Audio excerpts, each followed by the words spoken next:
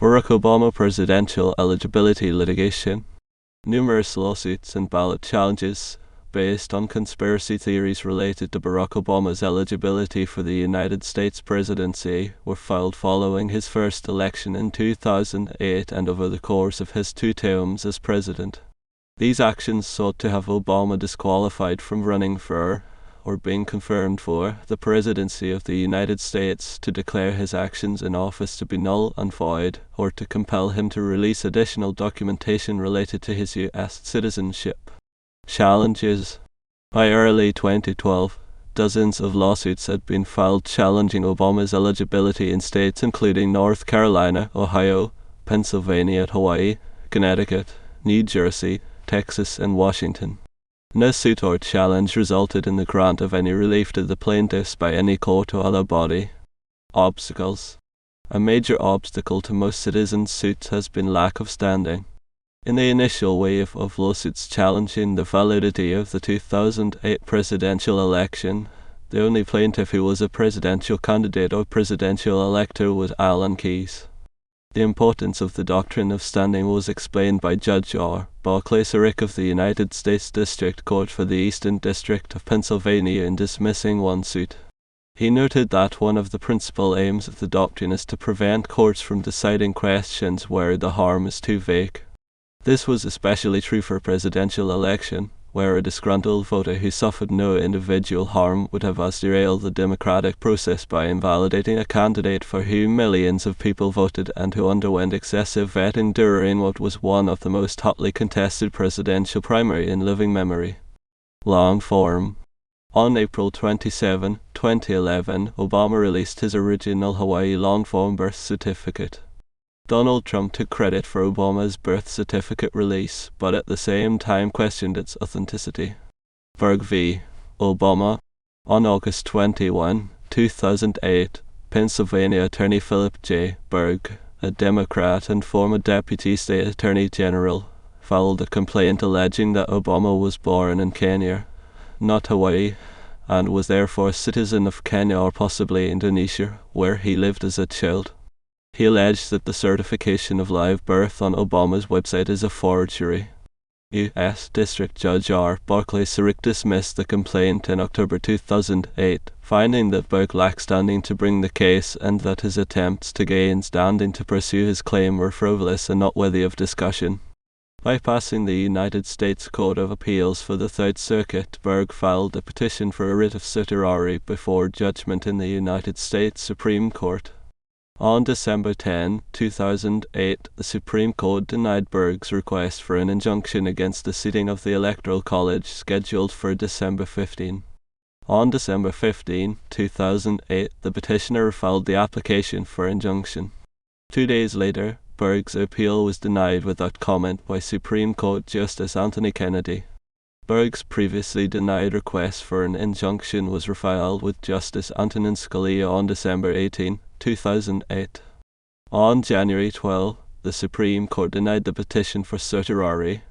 The application for stay addressed to Justice Scalia and referred to the court was also summarily denied on January 21, 2009. On November 12, 2009, the United States Court of Appeals for the Third Circuit affirmed the district court's ruling that Berg lacked standing. Essex v. Obama. On November 25, 2008, Daniel John Essex of Whitley County, Kentucky, filed a pro se federal lawsuit in the Kentucky Eastern District Court. The suit was originally filed as a Freedom of Information Act case, but was amended to a judicial challenge to Obama's qualifications for the office of President of the United States.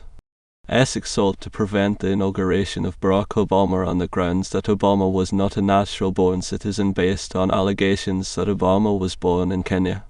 District Judge Gregory Fahrenheit. Van Tatenhove dismissed the suit because of a lack of subject matter jurisdiction, stating that Mr. Essex's grievance was the generalized grievance of a voter, not a specific injury that would have granted him standing to sue. Kirchner v. Obama. On January 20, 2009, Attorney Mario Raposa filed a lawsuit in federal court on behalf of Charles Kirchner and other plaintiffs, suing President-elect Barack Obama, the United States Congress, Dick Cheney, and Nancy Pelosi alleging Obama was ineligible to be president and that Congress failed to verify Obama's eligibility. A federal district court in New Jersey dismissed the suit, ruling the plaintiffs lacked standing. On July 3, 2010, the United States Court of Appeals for the Third Circuit, citing Berg v. Obama, affirmed the dismissal and ordered a PUZO to show cause why he should not be sanctioned for initiating a frivolous appeal. A PUZO's subsequent request for a hearing was denied, but the order to show cause was discharged. On November 29, 2010, the U.S. Supreme Court declined without comment to hear the case. Bonnet v. Obama. On January 20, 2009, Orally Tates filed a lawsuit in federal court, Alan Keyes et al. V. Barack H. Obama et al. Against Obama, with Wiley Drake as one of the named parties for the plaintiff. On July 13, 2009, the presiding judge dismissed the case without prejudice on technical grounds, and on July 14, 2009, Tates filed a first amended complaint, Captain Pamela Barnett v. Barack Hussein Obama, on behalf of Alan Keyes, Wiley Drake, Cynthia Davis, Gail Lightfoot, several other local politicians, and various armed service members. Tates sought a declaratory judgment that Obama is ineligible for office and an injunction to void his actions and appointments as president. Two of the plaintiffs, Markham Robinson and Drake, subsequently attempted to dismiss their attorney, Orally Tates, who refused to sign their substitution of attorney documents and instead filed to dismiss the two of them as plaintiffs in the case. On September 8, 2009, Judge David O. Carter denied the dismissal of Drake and Robinson as plaintiffs and granted their motion to substitute Gary Queep of the United States Justice Foundation as counsel for them, refused to dismiss Magistrate Judge Arthur Nakazato from the case, and set a tentative trial date for January 26, 2010. At a hearing on October 5, 2009, Carter considered the defendant's motion to dismiss and declined to rule from the bench, saying that he would take the matter under advisement. On October 7, 2009, he released a minute order finalizing the previously tentative dates for summary judgment motions and trial, and on October 29, 2009, he dismissed the case. On December 22, 2011, the United States Court of Appeals for the Ninth Circuit affirmed the dismissal, ruling the plaintiffs lacked standing to challenge the eligibility of the sitting president. On June 11, 2012, the U.S. Supreme Court declined, without comment, to hear the case. Citing new evidence, on August 14, 2012, Tates filed a motion in Judge Carter's court to reopen the case. The motion was denied on August 31, 2012. Hollister v. Sotoro. On March 5, 2009, a lawsuit filed by Philip Berg on behalf of Gregory South. Hollister, a retired Air Force colonel, against Barack Obama, referenced as Barry Sotoro, the name given at the time of his enrollment in an Indonesian elementary school. The suit was dismissed in the United States District Court for the District of Columbia. The presiding judge, James Robertson, said the case was a waste of the court's time, calling Berg and another lawyer agents provocateurs and their local counsel, John Hemingway, a foot soldier in the crusade. He ordered Hemingway to show cause why he should not pay the legal fees for Obama's attorney as a penalty for filing a complaint for an improper purpose such as to harass.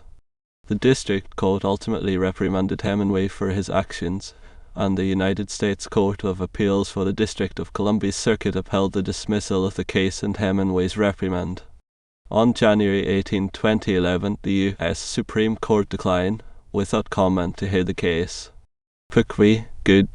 On February 1, 2009, Stephen Fahrenheit. Cook, a major in the United States Army Reserve, contacted Tates via email asking to be part of her lawsuit. On May 8, he volunteered to serve for 1 year in Afghanistan beginning on July 15, 2009. The Army accepted his offer and ordered him to report on that date. On July 8, however, he filed suit, with Tates as his lawyer, seeking a temporary restraining order and status as a conscientious objector, arguing that his deployment orders were invalid because Obama was not a natural-born U.S. citizen, and therefore ineligible to serve as Commander-in-Chief of the Armed Forces. His orders were thereupon revoked. An Army spokesperson stated, A reserve soldier who volunteers for an active duty tour may ask for a revocation of orders up until the day he is scheduled to report for active duty.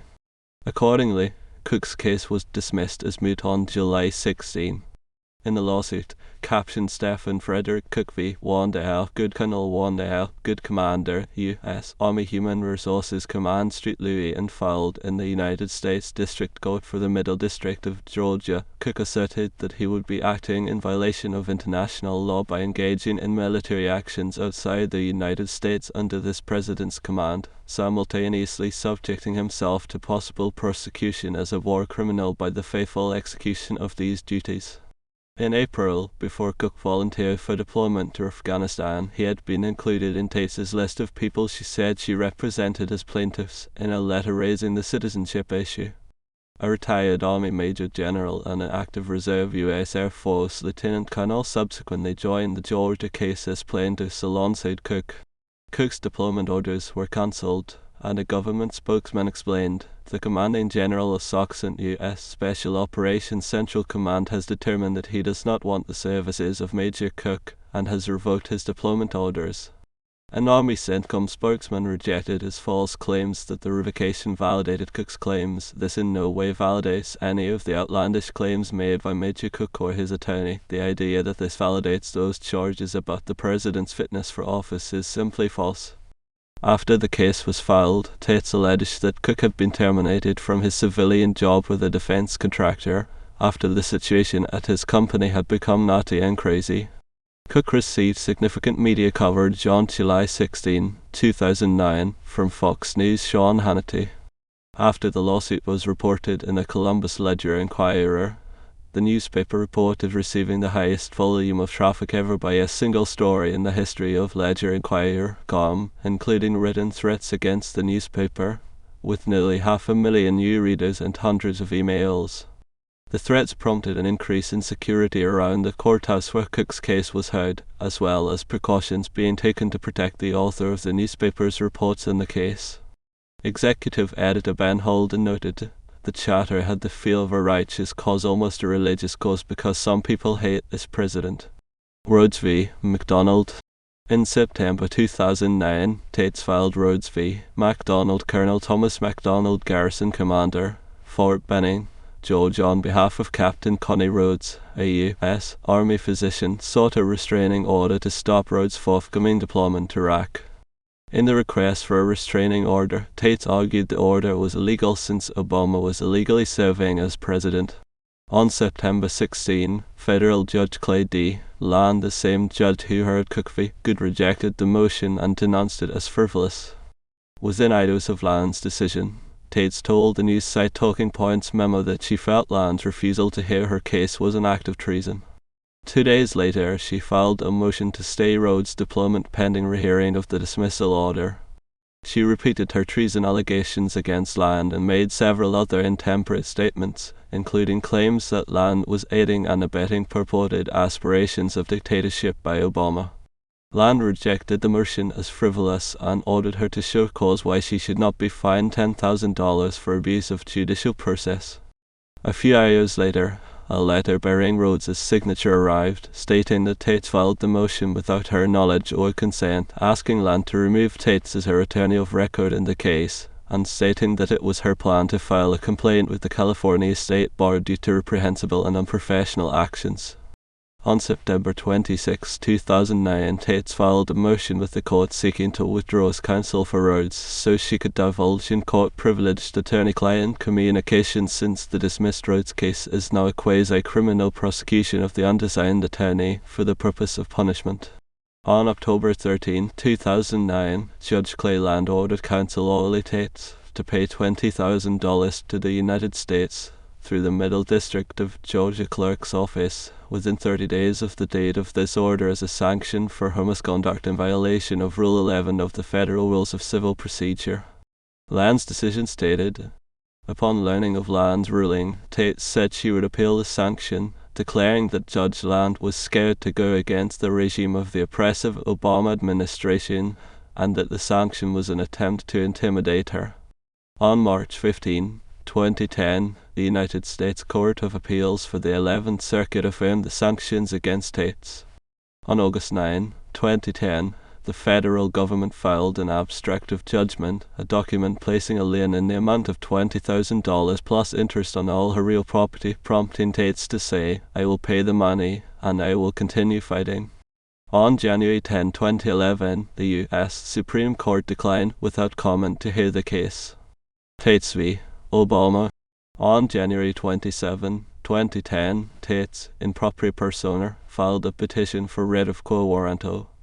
On April 14, 2010, U.S. District Court Chief Judge Roy Celsus Lambeth dismissed the petition and, alluding to the novel Don Quixote, he wrote, "The court is not willing to go tilting at windmills with her." Tates v. Astrew. In February 2011, Tates filed, in propria persona, a Freedom of Information Act suit against the Social Security Administration, alleging the agency improperly refused to disclose to her information about Obama's Social Security number. After Tates repeatedly failed to follow the court rule regarding the redaction of Social Security numbers in court filings, Chief Judge Lambeth wrote that Tates is either toying with the court or displaying her own stupidity. There is no logical explanation she can provide as to why she is now wasting the court's time, as well as the staff's time, with these improper redactions. On August 30, 2011, the court granted summary judgment in favor of the government, writing as her numerous filings with the court demonstrate, plain to full stop at nothing to get to the bottom of this alleged conspiracy. Unfortunately for plaintiff, today is not her lucky day. Tates v. Rumler. Tates sought to compel White House counsel Catherine Rumler under FOIA to grant access to Obama's long-form birth certificate. On October 17, 2011, Chief Judge Lambeth noted Tates' Sisyphean quest and dismissed the suit. Archibald v. U.S. Department of Justice.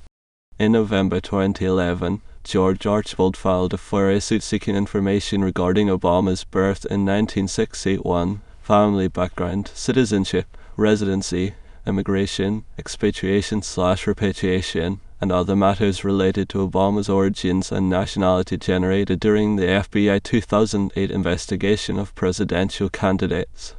Sibley v. Obama. Montgomery Blair Sibley, a disbarred attorney who once represented Deborah Jean Palfrey, the D.C. Madam, sued Obama in January 2012, alleging that he is not a natural-born citizen and that his birth certificate is a forgery. A federal judge dismissed Sibley's suit on June 6, 2012. In March 2012, Sibley also filed a suit with the U.S. Supreme Court, stating that the district court had been too slow in considering his case. Martin v. Lingle. On October 17, 2008, a lawsuit was filed in a state circuit court of Hawaii by Andy Martin, who was earlier declared by the U.S. Court of Appeals for the 11th Circuit to be a notoriously vexatious and vindictive litigator who has long abused the American legal system and who uses lawsuits as a cruel and effective weapon against his enemies. Martin's lawsuit sought to order the state to release a copy of Sen. Obama's long-form birth certificate. The short-form birth certificate that the Obama campaign posted online states his place of birth as Honolulu, Hawaii. Martin's lawsuit claimed that because Martin strives for factual accuracy and attempts to conduct thorough research, he should have a copy of Obama's birth certificate from the state and not a certificate posted on a website. Under Hawaii law, only the person whom the record is concerned with, or a spouse, parents, descendant, or someone with a common ancestor, or someone acting on behalf of such a person can obtain a copy of a vital record. The court denied Martin's petition, saying that Martin lacked a direct and tangible interest in the record. The court cited Martin's lack of legal standing to obtain another person's birth document. D'Onofrio v. Wells.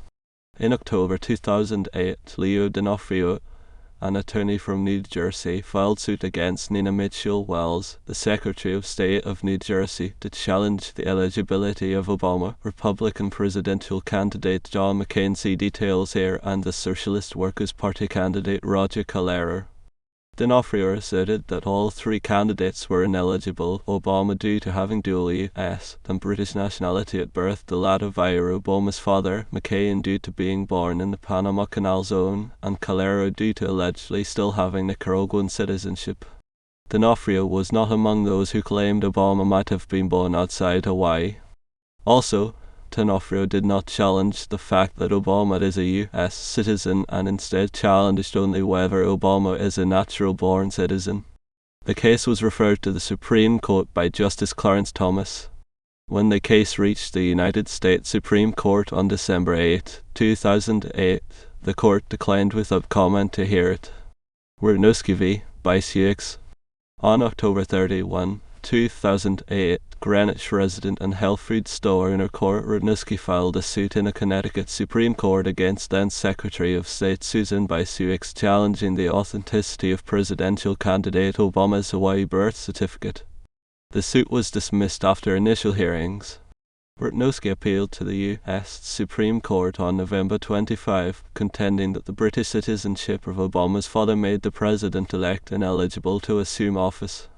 Leo D'Onofrio, whose earlier case against Obama's eligibility had been turned down, assisted Radnowski's Supreme Court appeal. The request for a stay or injunction was denied without comment on December 15, 2008. Thomas Goldstein, who has argued numerous cases before the court and covers Supreme Court cases, commented that the law has always been understood to be, if you are born here, you're a natural-born citizen, and that is particularly true in this case, when you have a U.S. citizen parent like Barack Obama's mother. Keyes v. Bowen. On November 14, 2008, Alan Keyes and Malcolm Robinson, chairman of the American Independent Party and a California candidate for president-elect, filed a lawsuit requesting that Obama provide documentation that he is a natural-born citizen of the United States. Keyes also said in an interview that he would not be in favor of amending this requirement of the Constitution.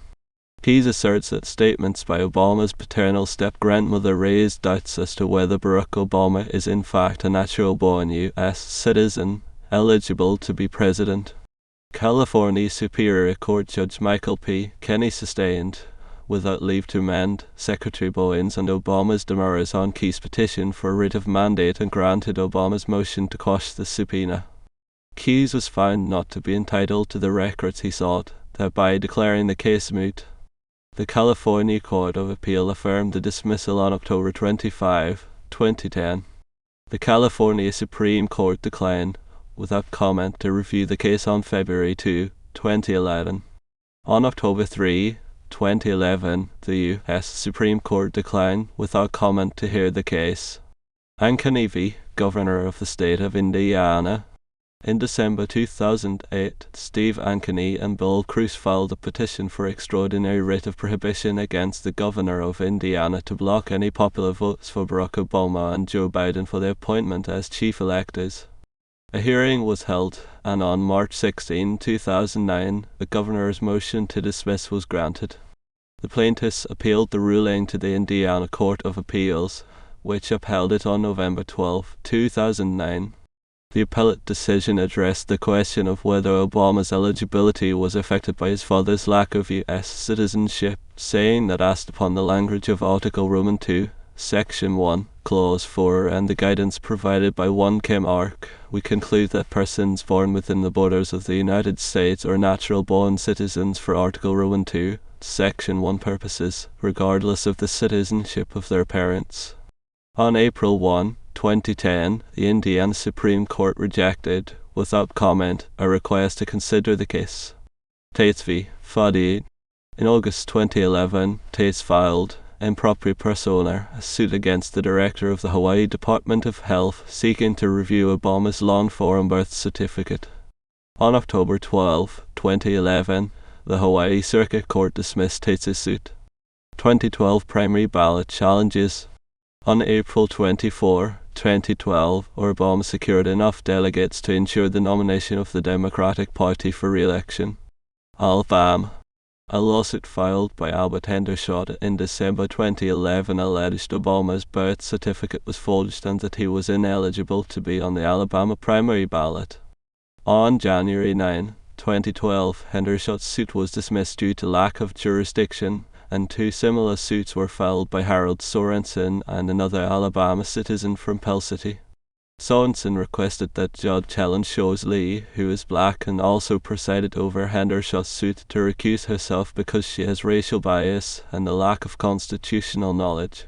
The Pell City suit was dismissed on January 13, 2012. Sorensen's suit was dismissed for lack of jurisdiction on January 17, 2012, and the court awarded the Alabama Democratic Party its costs and fees. Its attorney, however, promised not to collect the monies from Sorensen as long as he refrained from badmouthing the court on this decision. Alaska. Gordon Everly filed an objection to Obama's placement on the ballot, writing, "As because Obama Roman II is of the mulatto race, his status of citizenship is founded upon the 14th Amendment to the United States Constitution. Before the ratification of the 14th Amendment, the race of Negro or mulatto had no standing to be citizens of the United States under the United States Constitution." The challenge was rejected as Alaska was not going to use a primary election to select delegates for the Democratic Party. Arizona. A lawsuit filed in an Arizona Superior Court by Kenneth Allen v. Arizona Democratic Party alleged that Obama was not a natural-born citizen because his father was a resident of Kenya and thus a British citizen. Allen argued that the U.S. Supreme Court's ruling in Minor v. Haposet required a natural-born citizen to be born in the U.S. of two U.S. citizen parents. However, the judge dismissed the suit on March 7, 2012, ruling that President Obama is a natural-born citizen under the Constitution and that, contrary to plaintiff's assertion, Minor v. Haposet does not hold otherwise. California. Gary Creep, one of the attorneys who filed Bonnet v. Obama, filed on the behalf of 7 other Californians a lawsuit demanding that the California Secretary of State verify the eligibility of all presidential candidates before putting them on the ballot. In July 2012, Tate sued to block the certification of the primary election results, alleging rampant election fraud. She also alleged Obama engaged in identity fraud. Her suit was denied. In October 2012, Tate tried to revive her election lawsuit by asking the court to compel Occidental College to produce student records for President Barack Obama, who attended Occidental from 1979 to 1981. The judge ruled that Tate's motion did not meet basic legal requirements and ordered her to pay $4,000 in sanctions to Occidental's lawyer for the cost of opposing the motion.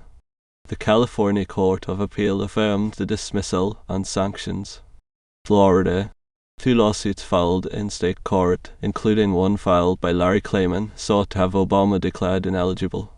Joe Arpaio, the sheriff from Maricopa County, Arizona, submitted in support of Klayman's suit an affidavit stating there is probable cause that is a forgery. Klayman also sent Arpaio a subpoena directing him to appear in the Florida courtroom. The suit filed by Klayman was dismissed on June 29, 2012. Georgia. Several Georgian citizens, Carl Swenson and another Georgian represented by Georgia State Representative Mark Hatfield, a Georgian represented by Tates, and a Georgian represented by Van Arian, filed challenges with the Georgia Secretary of State, Brian Kemp, regarding Obama's inclusion on the March primary ballot.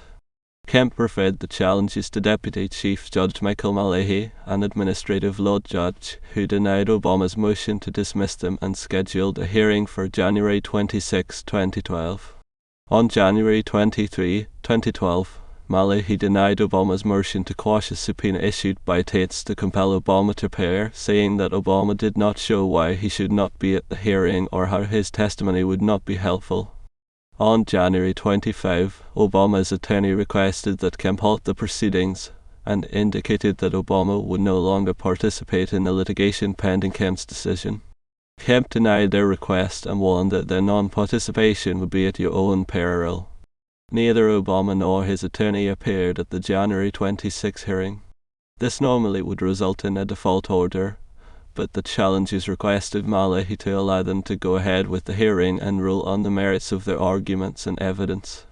Tate called 8 witnesses, including herself, and presented 7 exhibits in support of her claims that Obama was not a natural-born citizen, has used multiple names, has multiple social security numbers, and used a fake birth certificate. Tate asked Malahi to find Obama in contempt for failing to appear. On February 3, 2012, Malahi recommended that Obama remain on the ballot. Concerning Tate's case, Malahi wrote, "The court finds the testimony of the witnesses, as well as the exhibits tendered, to be of little, if any, probative value, and thus wholly insufficient to support plaintiff's allegations.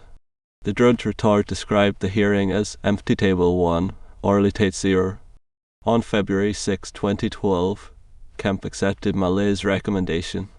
On February 13, the challenge is filed for review. Illinois. 3 challenges were filed against Obama's inclusion on the Illinois ballot, including one that challenged his birth certificate. Indiana. On February 24, Tate appeared as a witness on the behalf of 2 residents of Indiana who had filed with the Indiana Election Commission a challenge to Obama's eligibility. The challenges demanded a default judgment against Obama, as neither he nor a representative appeared at the hearing. This motion was unanimously denied by the commission. Tate argued that the president's surname was not Obama, that he was not a natural-born citizen, and that he was using a stolen social security number. When Tate accused the commission of a cover-up, Dan Dumasic, the Maryville Republican who is chairman of the commission, told her that if she was disrespectful one more time, your butt is going to be gone. The challenge was denied. Mississippi. In February 2012, Tate sued the Mississippi State Democratic Party and the Mississippi Secretary of State alleging Obama was not a natural-born citizen. Tate accused the party of aiding and abetting in forgery and fraud when it submitted to the court a copy of Obama's birth certificate. In response, the party filed with the court a certified verification from Hawaii State Registrar attesting to the accuracy of Obama's birth certificate. Tate accused the registrar of being complicit with the forgery. New Hampshire. In November 2011, Tate, backed by 4 New Hampshire state legislators, filed a complaint with the state's ballot law commission challenging Obama's eligibility to compete in the primary election. As Obama had paid the filing fee and his declaration of candidacy conformed to state law, the commission unanimously voted to keep Obama on the ballot.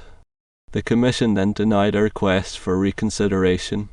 In response, Tate wrote to William L. O'Brien, the Speaker of the House of the New Hampshire House of Representatives, and demanded the removal of Bill Gardner, New Hampshire's Secretary of State, for egregious elections fraud, aiding and abetting fraud, forgery, and possibly treason. D.J. Betancourt, House Majority Leader of the New Hampshire House of Representatives, wrote to Tate and called her actions unbecoming of any legitimate political dialogue, never mind one as ridiculous as the continued obsession over President Obama's birthplace. Betancourt added, I have spoken to the representatives who were present and expressed to them my strong desire that they immediately disassociate themselves from you and this folly. The aggrieved representatives then requested the New Hampshire Attorney General to investigate Obama's eligibility. New Jersey. In April 2012, Mario Pazza, the attorney who filed Kirchner v. Obama, argued to an administrative law judge on behalf of 2 New Jersey residents that Obama had yet to prove his identity and eligibility, and thus should not be placed on the ballot. Responding to the petitioner's allegations that Barack Obama had not proven his eligibility, administrative law judge Jeff South Masson stated, there appears to be no affirmative requirement that a person endorsed in a nominating petition for the presidency present to the Secretary of State any certification or other proof that he is qualified for the office.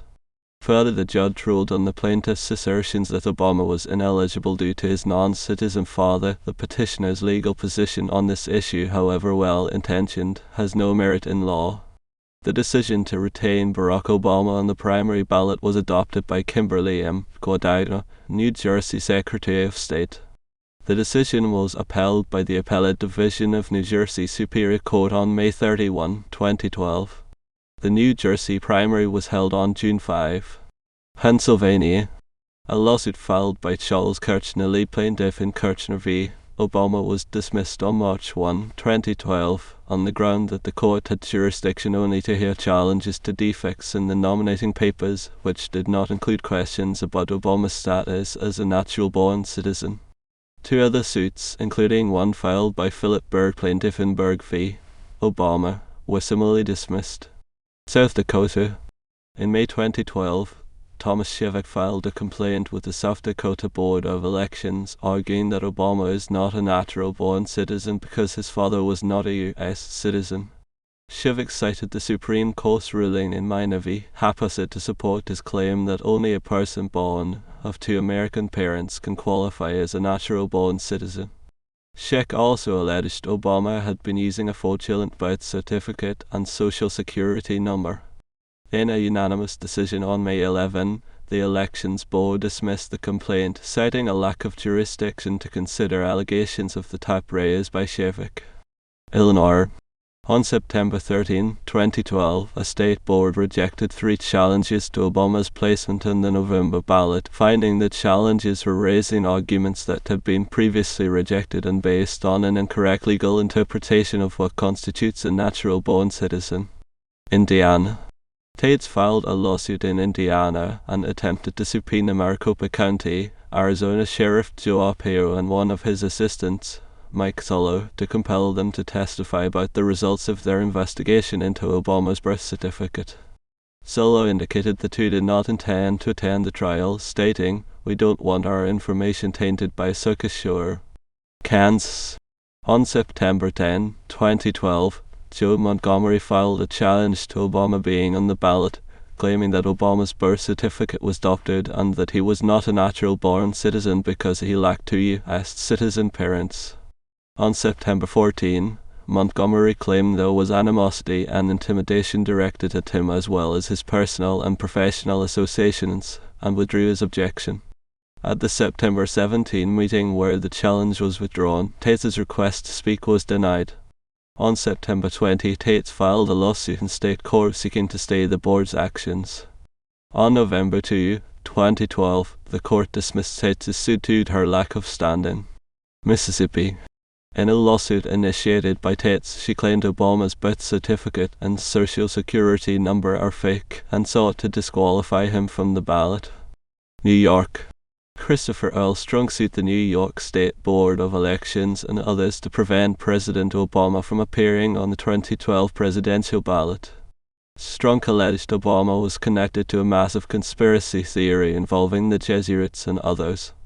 Judge Arthur Schack said of the case, if the complaint in this action was a movie script, it would be entitled "The Manchurian Candidate Meets the Da Vinci Code." Strunk was fined over $177,000 in costs and penalties. Liberty Legal Foundation v. National Democratic Party.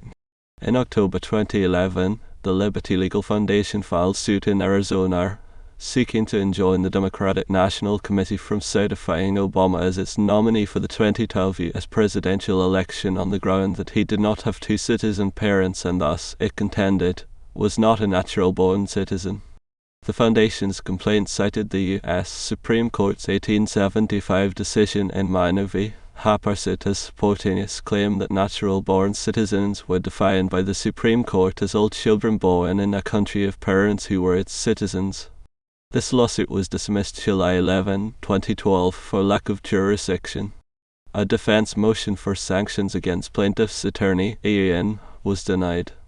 An almost identical lawsuit with the same parties was filed in Tennessee and dismissed for lack of standing on June 21, 2012.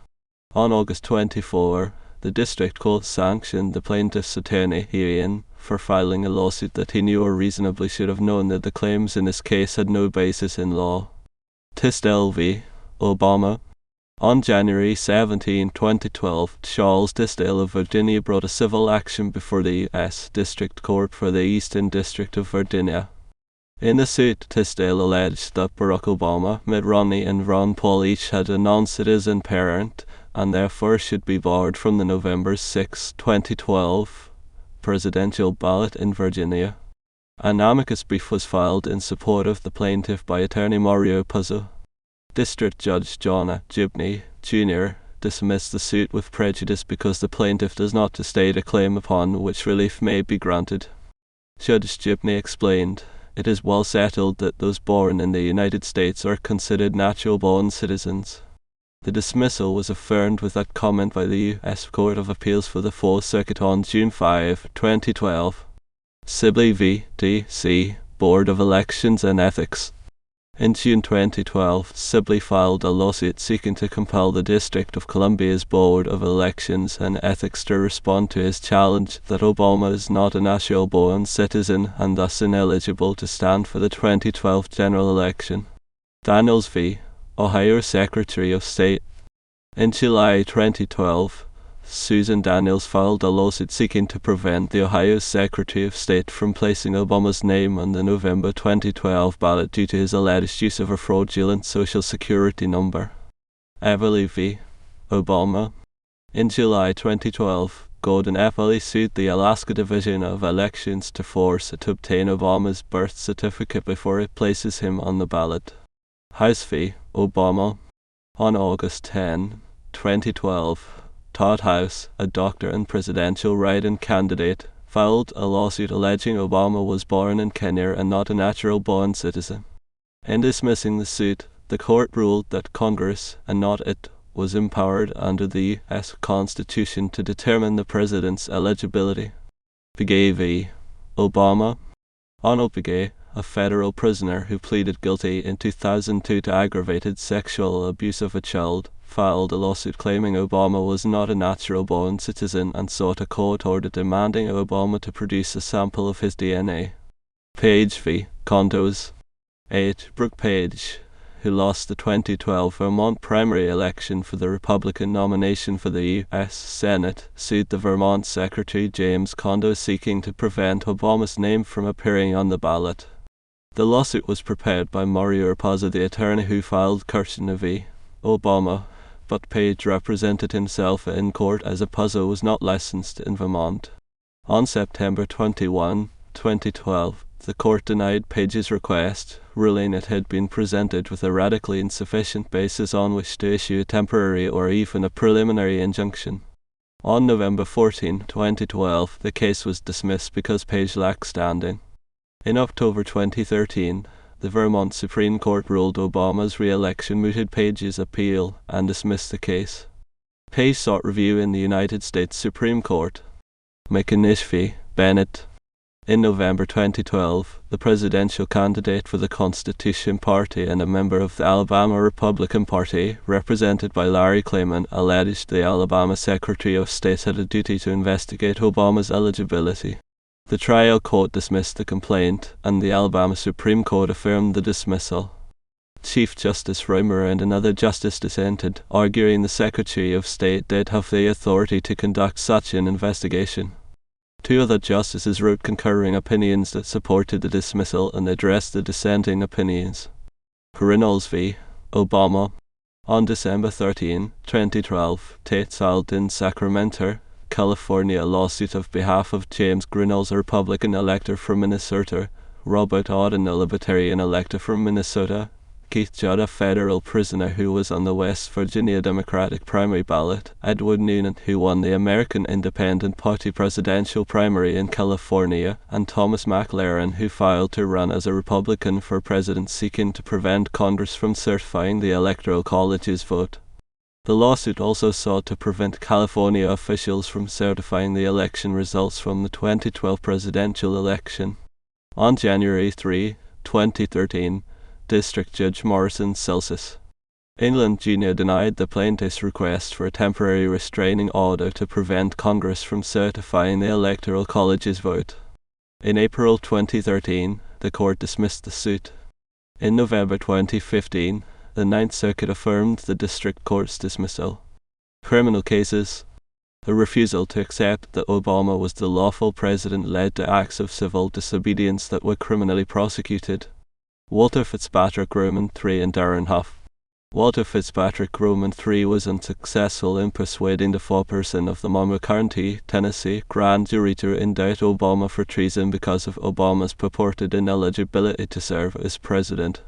In response, in April 2010, Fitzpatrick accused the foreperson of violating state laws governing the length of time that a foreperson can serve and attempted to make a citizen's arrest.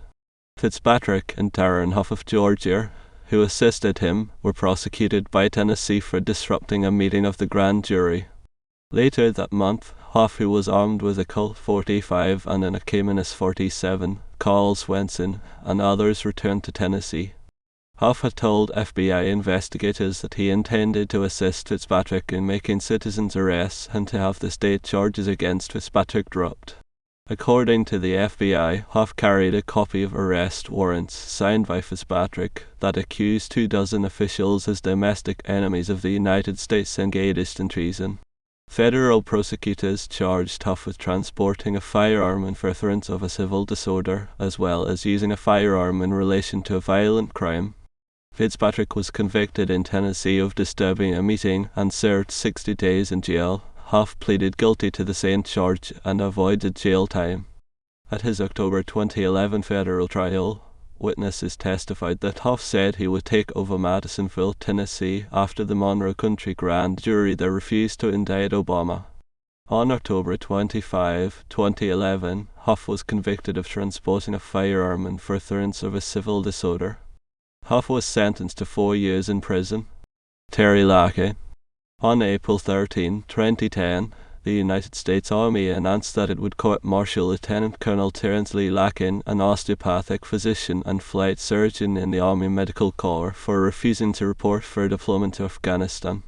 Lacken asserted that Obama was not a U.S. citizen, was not legally the commander-in-chief and, therefore, lacked the authority to send him to Afghanistan. The military revoked Lacken's Pentagon building pass and confiscated his government-issued laptop computer. Lacken was assigned to Walter Reed Army Medical Center while awaiting trial. Lacken's case differed from Stephen Cook's case in that Cook volunteered to deploy, received orders, and then filed a civil suit refusing to serve. The military responded by revoking Cook's voluntary orders. Lacken was ordered to deploy and he refused to obey the orders, whereupon the military eventually initiated a criminal prosecution under the Uniform Code of Military Justice. On September 2, 2010, Colonel Denise Lind, the presiding judge, issued a ruling in the case that Obama's status as a natural-born citizen is irrelevant in the court-martial case against Lacken, as one, his orders had come not from Obama himself but rather from senior officers with the independent legal authority to issue them, and two, Obama's eligibility is outside the jurisdiction of the military and falls within the jurisdiction of the United States Congress instead. 3 retired generals publicly expressed support for Lacken. The first was Army Major General retired Paul East. Vallely, a senior military analyst for Fox News. In an interview, Vallely stated, "I think many in the military, and many out of the military, question the natural birth status of Barack Obama." Following Vallely's announcement, Army Major General retired Jerry Curry and Air Force Lieutenant General retired Thomas G. McInerney also expressed public support for Lacken. On December 7, 2010, Lacken entered a guilty plea to the charges of disobeying his orders. On December 15, 2010, a military jury convicted him on a charge of missing movement by design. He was sentenced to 6 months confinement and dismissed from service. During the sentencing phase of the trial, the prosecution played a video that Lacken had posted online in which he challenged Obama's eligibility. Lacken tearfully responded that the video had been a mistake and that he would not do this again. On July 28, 2011, the United States Army Court of Criminal Appeals granted Lacken's request to withdraw his case from appellate review. In February 2012, the Kansas State Board of Healing Arts denied Lacken a license to practice medicine in the state because of his actions. Board members noted that Lacken had jeopardized the health of soldiers in his unit by refusing to deploy. There was also doubt about whether Lacken would obey the law on any health-related legislation signed by Obama. In January 2017, supporters of Lacken sought on his behalf a pardon from Donald Trump. Theresa Caru. On January 6, 2011, the United States Constitution was read on the floor of the House of Representatives. As the section regarding the president's qualifications was being read, Theresa Caru shouted from the gallery, accept Obama, help us, Jesus." Caru was arrested for disrupting Congress. Indictment attempts using citizen grand juries. Some campaigners, led by Carl Swenson, have sought to finally expose the conspiracy behind President Obama's birth certificate by forming what they term citizen grand juries to indict Obama. The grand juries are based on the Fifth Amendment's premise that no person shall be held to answer for a capital or otherwise infamous crime unless on presentment or indictment of a grand jury. Although the activists managed to hand out copies of indictments to congressional staff, the courts have not regarded the citizen grand juries favorably. In June 2009, a group of 172 campaigners declared themselves to be a super-American grand jury and voted to charge Obama with treason and accused him of not being a U.S. citizen.